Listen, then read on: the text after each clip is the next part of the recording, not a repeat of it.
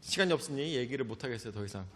자, 오늘 말씀의 제목은 부활의 현장이라는 제목으로 말씀을 생각해 보도록 하겠습니다.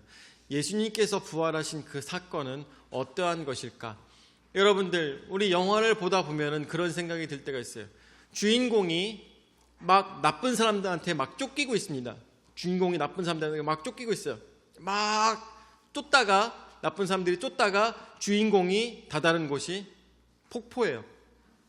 폭포에 다다랐어요. 나쁜 사람들이 칼로 들이대가지고 이제 폭포 끝에 있는 이 주인공을 죽이려고 합니다. 그때 이 남자가 무슨 선택을 하겠습니까? 폭포에 뛰어들겠죠. 그러면서 거기 있는 나쁜 사람들은 뭐라고 합니까? 결국 죽었구나. 결국 죽었구나 라고 생각을 합니다. 나쁜 사람들은. 그런데 그 텔레비전을 보고 있는 우리는 무슨 생각합니까? 저 주인공 살았다. 저 주인공 살았다라고 생각합니다. 폭포에 뛰어내렸으면은 이상하게도 폭포에서 딱 뛰어내리면은 폭포에서 쫓아오던 사람들은 다 죽었다고 생각하고, 그걸 보고 있는 우리는 반드시 산다라고 생각합니다. 그렇죠? 근데 오늘 우리가 발견하게 된 이 부활의 현장은 저건 분명히 산다 이런 게 아니에요. 왜냐하면 여러분들에게 매번 말씀을 드렸지만 오늘 이 예수님께서 십자가에 달려 돌아가시는 그 자리에 오늘 나오고 있는 모든 인물들이 다 그 자리에 있었다라는 것입니다. 예수님께서 십자가에 달려 돌아가시면서 머리에서 피를 흘리시고 또한 손과 발에 흘리는 모든 피, 그것을 거기에 있는 모든 사람들이 다 보았다라는 것입니다. 뿐만 아니라 거기에 있는 병정이 예수님의 옆구리를 창으로 찌르는, 그리고 그 찔른 자리에서 피가 아닌 물이 나오는 것조차도 다 거기 있는 사람들이 다 보았다라는 것입니다. 그래서 여러분들에게 말씀드렸죠. 거기 있는 사람들, 예수님의 무덤가에 찾았던 사람들은 어떤 것에서 의심하지 않았습니까? 예수님의 죽음에 대해서는 의심하지 않았다는 것입니다. 폭포에서 뛰어내리면 우리 모든 사람들은 다 살았다고 생각하겠지만 창에 찔렸고 뿐만 아니라 십자가에서 온갖 피를 흘렸고 또한 그 전에 온갖 고문을 온몸이 찢기는 그런 채찍을 맞으셨던 것을 생각해보면 저거는 죽었다, 저거는 살 수가 없다라는 것을 많은 거기에 있는 제자들이 느꼈던 것입니다. 그리고 자신들이 갖고 있었던 모든 희망을 다 내려놨어요. 왜냐하면 그 제자들은 무슨 생각을 갖고 있었습니까? 예수님께서 이제 이 이스라엘을 탄환하실 때 우리가 한 자리씩 할 수 있겠지라는 그런 소망을 내려놓을 수밖에 없었습니다. 왜요? 죽은 거를 내 눈으로 확인했으니까. 죽은 거를 내가 확인했고 확실하게 봤고 이것은 빼도 박도 못하게 죽은 것이라는 것을 제자들은 의심할 것 없이 완전하게 받아들였기 때문인 것입니다. 자, 근데 어떤 일이 벌어집니까? 첫 번째, 부활의 역사적 사실성과 기쁨에 대해서 우리가 봤으면 좋겠습니다. 첫 번째, 안식 후 첫날 일찍이 아직 어두울 때 막달라 마리아가 무덤에 와서 돌이 무덤에서 옮겨진 것을 보았습니다. 막달라 마리아와 다른 여자들이 함께 예수님을 찾아갔습니다. 왜냐하면 전통적으로 그렇게 사람이 죽으면은 그 사람에게 나는 시체 냄새가 나지 않도록 유향을 거기다가 약을 바르는 것이 전통이었기 때문에 여인들이 먼저 가서 동이 트기 전에 가서 그 시체를 만나게 되어 있었습니다. 그래서 분명히 안식일이 빨리 끝나기를 이 여인들은 기다리고 있었을 것입니다. 왜냐하면 누구보다도 돌아가신 예수님을 가장 먼저 만나고 싶은 마음이 있었기 때문인 것이죠. 그래서 안식 후 첫날 동이 트려고 하고 있을 때 여인들이 가서 예수님의 몸에다가 약을 바르기 위해서 가고 있었습니다. 근데 가면서 무슨 걱정을 했습니까? 우리가 가긴 가는데 거기에 있는 돌을 누가 굴려주겠느냐, 로마 병정들이 그걸 굴려 주겠느냐, 우리가 어떻게 굴리지? 라고 하면서 계속 마음에 걱정하면서 갔습니다. 그런데 갔는데 어떤 일이 벌어졌습니까? 1절 말씀에 나오는 것처럼 무덤에서 돌이 옮겨져 있었다라는 것입니다. 거기는 병정들이, 로마의 병정들이 지키고 있었고, 뿐만 아니라 이 돌을 옮기지 못하게 하기 위해서 총독의 이름으로 거기다가 봉인을 한 상태였습니다. 그럼에도 불구하고 안식 후 첫날 그곳에 가보니까 병정들은 다 자고 있고 그곳에 이 돌이 굴려져 있었다라는 것입니다. 너무나도 놀란 것이죠. 왜 놀랐을까요? 막달라 마리아는 거기서 무슨 생각했을까요, 여러분들? 무슨 생각했을까요? 한번 상상해 보세요. 무슨 생각했을까요? 첫 번째 든 생각은 이거 총독이 옮겼나 보다. 첫 번째가 이거겠죠. 아니면 두 번째로는 우리보다 더 먼저 와서 약을 치러 온 사람이 있나? 도 생각해 볼 수가 있겠죠. 세 번째는 누군가가 시체를 훔쳐갔겠다 라고 생각했을 것입니다. 여러분들, 네 번째에 있는 예수님이 부활하셨다는 것은 상상도 할 수 없는 일이었어요. 상상도 할 수 없는 일. 마리아는 그렇게 생각했을 것입니다. 그래서 이 큰 일을 가지고 쫓아 달려갑니다. 그래서 2절 말씀에 나오는 것처럼 시몬 베드로와 예수께서 사랑하시던 그 다른 제자에게 달려가서 말하되 사람들이 주님을 무덤에서 가져가다가 어디 두었는지 우리가 알지 못하이다 하니 라고 했습니다. 무덤 문이 열려 있고 이 예수님의 시체가 지금 어디 있는지 우리는 알 수가 없습니다. 예수님의 시체가 없어졌습니다 라고 이야기를 하는 것입니다. 이것이 바로 현장의 낭낭한 목소리라는 것을 우리가 생각해 볼 수가 있겠죠. 깜짝 놀라서 3절 말씀에 나오는 것처럼 베드로와 다른 제자들이 나가서 무덤으로 나아갑니다.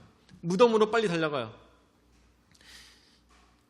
4절 말씀에 나오는 것처럼 둘이 같이 다름질하더니 그 다른 제자가 베드로보다 더 빨리 달려가서 먼저 무덤에 이르러, 아마 베드로가 맨날 배만 타가지고 하체가 부실했나 봐요. 다른 제자들보다 좀 늦게 도착했어요. 그런데 다른 제자들이 가서 보니까 5절 말씀에 나오는 것처럼 구부려 세마포 놓인 것을 보았으나 들어가지는 아니하였더니, 왜 안 들어갔을까요? 아마 시체가 있는 곳에 들어가면 안 되기 때문에 정결함을 유지하기 위해서 들어가지는 않고 밖에서 본 것이겠죠. 뿐만 아니라 지금 당시는, 그 당시는 어떤지 모르겠지만 우리 최명찬 목사님이나 저나 아니면 조경태 집사님이나 우리 같이 가가지고 이스라엘에서 그 무덤을 봤거든요. 무덤을 봤더니 안에 있는 시체가 밖에서 보이는 구조예요. 이 돌무덤이. 예. 마치 이렇게 창살 같은 건 이렇게 있고, 그리고 거기에 돌이 이렇게 있고, 그리고 밖에서 안이 보이는 그런 형태로 되어 있습니다.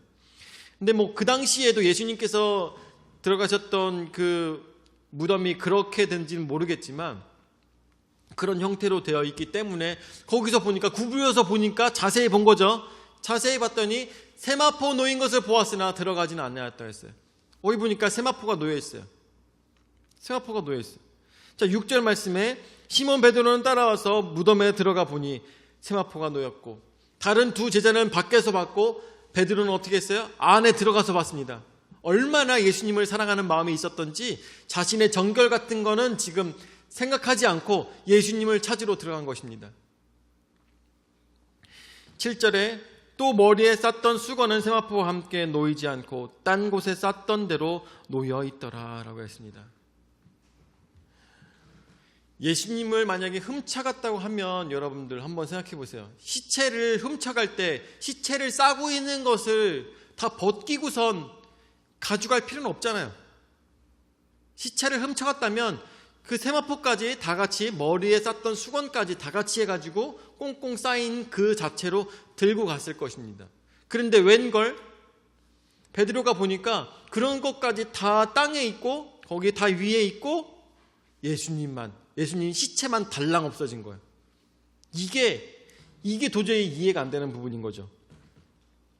8절에 그때야 무덤에 먼저 갔던 다른 제자들도 들어가 보고 믿더라. 베드로가 들어가는 것을 보고 다른 제자들도 이게 무슨 일인가 하고 들어가서 보았던 것입니다. 그런데 9절 말씀이 나오고 있죠. 그들은 성경에 그가 죽은 자 가운데서 다시 살아나야 하리라 하신 말씀을 아직 알지 못하더라 라고 했습니다. 그 얘기는 무슨 얘기냐? 베드로가 거기 가서 확인을 하였고 2명의 제자도 거기서 보았고 뿐만 아니라 여인들도 가서 보았지만 어느 누구도 그곳에서 예수님께서 부활하셨다는 것에 대해서 상상하지 못하고 있는 상황이라는 것입니다. 이 지금 분위기를 여러분들 아시겠어요? 예수님께서 없어진 그 무덤을 많은 사람들이 보았지만 어느 누구도 예수님이 부활하셨다는 것에 대해서 상상하지 않았다는 것입니다. 왜 그렇겠습니까? 그런 일이 이전에도 없었고 그 후로도 없을 것이기 때문인 것이죠. 이전에도 없어요. 왜? 예수님께서 죽으신 것을 모두 다 목격을 했기 때문인 것입니다. 목격을 한 거예요. 10절 말씀에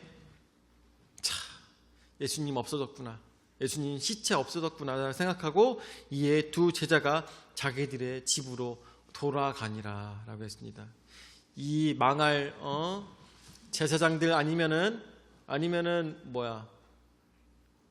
로마 사람들이 와가지고 예수님 시체 훔쳐갔구나 하면서 얼마나 속으로 욕하면서 그렇게 하면서 집으로 돌아갔을까 우리가 상상해 볼 수가 있는 것이겠죠.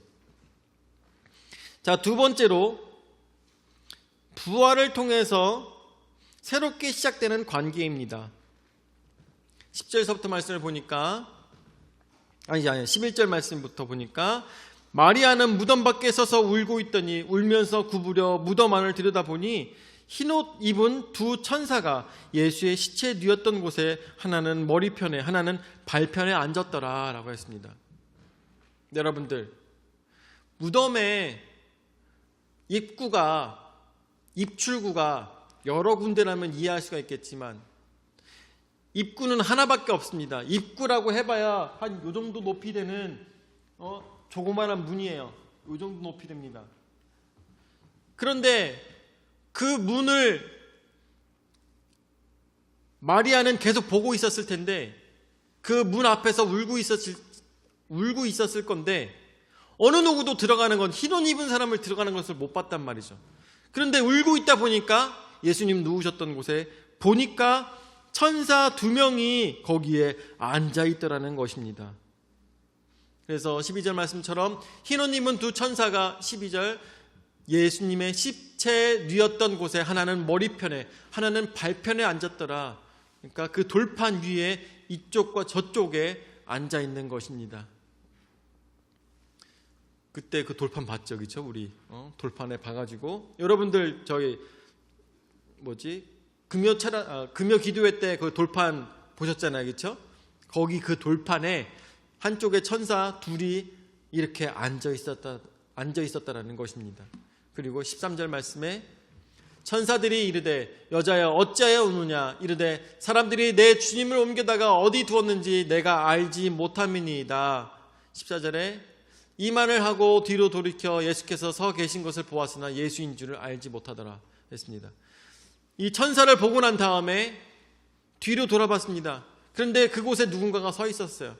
아마 밖에서 나오는 이 후광 때문에, 밖에서 이제 해가 뜨면서 들어오는 후광 때문에 예수님의 얼굴이 보이지 않았을 거라고 상상이 듭니다. 왜냐하면 입구에 서 계시면은, 그렇죠? 우리가 어두우면 잘 볼 수가 없잖아요, 예수님을. 아마 그런 상황이 아니었을까 생각이 듭니다. 서 계신 것을 보았으나 예수인 줄은 알지 못하더라. 15절 말씀에 예수께서 이르시되 여자여 어찌하여 울며 누구를 찾느냐 하시니 마리아는 그가 동산지기인 줄 알고 이르되 주여 당신이 옮겼거든 어디에 두었는지 내게 이루소서 그리하면 내가 가져가리이다. 동산지기, 그러니까 무덤을 지키는 자에게 이야기합니다. 당신이 옮기셨다면 나에게 말씀하시면 내가 그 시체를 가져가겠나이다 라고 이야기하고 있습니다. 아직까지도 예수님인지를 알지 못하며 뿐만 아니라 부활하신 것에 대해서 상상도 못하고 있다는 것이죠. 상상도 못하고 있는 상황이라는 것입니다. 자, 16절에 예수께서 마리아야 하시거늘 얘기하십니다. 여러분들, 동산지기가 이 여자가 마리아인지 알까요? 모를까요? 모릅니다. 동산지기는 이 여자가 막달라 마리아인지 모릅니다. 누구만 알 수 있습니까? 예수님만 아신다라는 것이죠. 마리아야 하신데 그때 이 막달라 마리아가 온몸에 전율이 흘렀을 것입니다. 마리아야 하시거늘, 마리아가 돌이켜 히브리 말로 라보니라고 하고 있습니다. 이는 선생이라는 말입니다. 온몸에 전율이 흐르면서 예수님인 것을 깨닫게 되었을 때 선생님 하면서 나지막한 그 말 속에 얼마나 많은 의미들이 담겨 있었겠습니까? 너무나도 많은 말들이 하고 싶었지만 그 말을 다 표현하지 못하여서 선생님이라고 이야기한 것입니다. 마리아와 예수님의 만남은 바로 이렇게 극적으로 만나게 된 것을 우리가 보게 되는 것이죠. 자, 세 번째, 부활이 주는 소명과 변화인 것입니다. 자, 17절 말씀에 예수께서 이르시되 나를 붙들지 말라. 내가 아직 아버지께로 올라가지 아니하였노라. 너는 내 형제들에게 가서 이르되 내가 내 아버지 곧 너희 아버지 내 하나님 곧 너희 하나님께로 올라간다 하라 하시니 라고 말씀하십니다. 선생님 하고 있는 그 순간 마리아는 모든 것들을 다 깨달았고, 그리고 예수님께서 말씀하십니다. 아직 나를 만지지 마라. 내가 아버지께로 아직 아버지께로 가지 않았기 때문에 아직 나를 만지지 마라 라고 말씀하십니다. 이 부활의 사건을 여기서 마리아는 이제서야 깨닫게 된 것입니다. 모든 것들이 이해가 된 것이고 모든 것들이 경이롭다는 것을 깨달아 알았지만 이것을 말로 표현할 수가 없이 예수님을 붙들고 예수님을 안고 눈물 흘리고 싶은, 한없이 울고 싶은 기쁨의 그 순간을 마리아는 어떻게 표현할 수가 없었던 것입니다. 그 순간 예수님께서는 이 마리아에게, 예수님의 부활을 만난 이 마리아에게 예수님께서는 뭐라고 말씀하십니까? 내 형제들에게 알려라 라고 말씀하고 계십니다. 그래서 18절 말씀에 막달라 마리아가 가서 제자들에게 내가 주를 보았다 하고 또 주께서 자기에게 이렇게 말씀하셨다 이르니라. 아멘. 그렇습니다. 오늘 성경 말씀에 나오는 것처럼 이것이 바로 부활의 현장인 것입니다. 어느 누구도 상상하지 못했고 어느 누구도 예상하지 못했던 사건이 오늘 이 부활의 현장, 이 무덤가에서 이루어지게 된 것입니다. 모든 사람들이 어떠한 증인이었습니까? 예수님의 죽으심의 증인들이었습니다. 그렇지만 이 막달라 마리아는 가장 첫 번째로서 예수님을 사모하던 이 막달라 마리아는 예수님의 부활의 가장 첫 번째 증인이 되었던 것을 우리가 말씀을 통하여서 보게 됩니다. 그리고 예수님께서 말씀하십니다. 내가 살아난 것을 내 형제들에게 이야기해라 말씀하십니다. 그리고 난 다음에 많은 제자들이 예수님의 말씀을 들었을 때 믿었어요? 안 믿었어요? 안 믿었습니다. 안 믿었어요. 여러분들, 우리도 이 부활의 소식을 전달하는 부활의 증인들입니다. 아마 우리가 얘기할 때 어느 누구도 믿지 않을 것입니다. 예수님을 사모하던 제자들조차도 믿지 않았습니다. 우리가 전달하는 모든 사람들도 아마 믿지 않을 것입니다. 그렇지만 우리의 소명은 무엇이고 사명은 무엇입니까? 막달라 마리아처럼 부활하신 예수님을 만난 자는 예수님을 전달해야 되는 것입니다. 우리 오늘 예수님의 부활하심을 전달할 시간들이 있습니다. 그 시간 동안에 우리가 최선을 다해서 예수님의 부활하심을 전달해야 될 것입니다. 그것이 우리가 해야 될 일이고 또한 그 속에서 우리가 그 기쁨을 함께 누려야 되는 것입니다. 예수님께서 부활하신 사건에 대해서 막달라 마리아는 믿든 안 믿든 가서 전달하였습니다. 그리고 그 제자들은 예수님을 만나게 되었을 때 그 전까지는 예수님의 죽음에 대한 증인들이었지만 이제 예수님을 만나고 난 후에는 어떤 증인들이 되었습니까? 예수님의 부활의 증인이 되었던 것입니다. 여러분들, 오늘 성경 말씀에 나오고 있는 이 부활이 거짓말이었다면 한번 상상해 보십시오. 거짓말이었다면 이 예수님의 제자들은 예수님이 부활하신 사건에 대해서 그 진실을 위해서 목숨을 내어놓지 않았을 것입니다. 나중에 예수님께서 승천하시고 난 다음에 많은 제자들은 예수님께서 부활하신 것을 번복하지 않고, 아니야, 내가 생각해보니까 그때 잘못 본 것 같아 라고 번복하지 않고 자신의 생명을 기꺼이 내주며 이 사실을 전파했던 것을 상상했을 때 예수님께서 부활하신 사건은 많은 증인들로 인하여서 우리에게 증거되고 있는 것입니다. 오늘 예수님의 부활을 증거하며 예수님의 부활을 함께 누리며 기쁨으로 하나님 앞에 영광 올려드리시는 풍성한 침략의 모든 성도들 되시기를 예수 이름으로 축원을 드립니다. 아멘. 사랑을 역사하시는 주님 은혜와 사랑을 감사를 드립니다. 오늘도 부활의 현장에서 예수 그리스도의 부활을 어느 누구도 믿을 수가 없었지만 예수님을 만나게 됨으로 인하여서 그 증거를 확인하고 많은 자들의 인생이 변한 것을 보게 됩니다. 주여, 그 인생이 변화된 자들에겐 사명이 있고 또한 주님의 명령이 있었던 것을 우리가 말씀을 통해서 보게 됩니다.